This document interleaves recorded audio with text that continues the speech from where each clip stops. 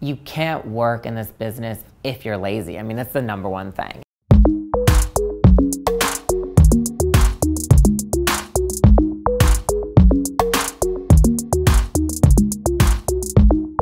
I think the best way to kind of enter fashion or just be in this business is be as open-minded as possible, because the most random job can lead to your dream life in a way. You can't plan that this actress tomorrow is gonna wear this on the red carpet and then their dress is gonna sell out. You can't plan that. And I think that a lot of people don't understand that. You can't plan that your client's gonna be nominated for an Oscar next month. You just don't know.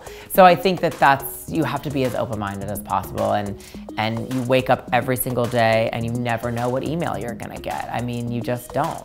I mean, I woke up today and Madonna's asking for a dress. You just don't know. And I think that that's really exciting about the business.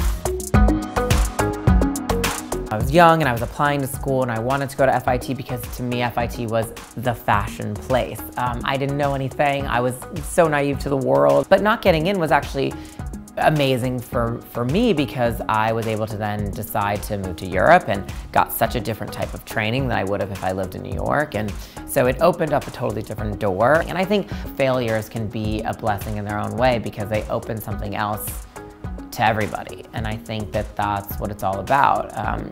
And it can be very frustrating all the time. I mean, we have failures all the time, but usually those things lead to something else. So I think every young kind of aspiring artist in general, that's gonna happen. So I kind of just took it and ran with it in a different way.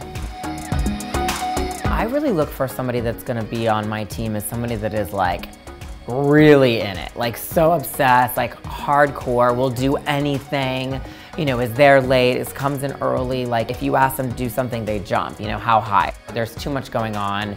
One thing can, you know, really affect everything. So people have to really be on it. You know, you can lose everything. You can lose an actress wearing something. You can lose a customer buying something. You know, it's a trickle-down effect. So you have to be really kind of intense, almost overly intense. I'd rather you be overly intense than nothing.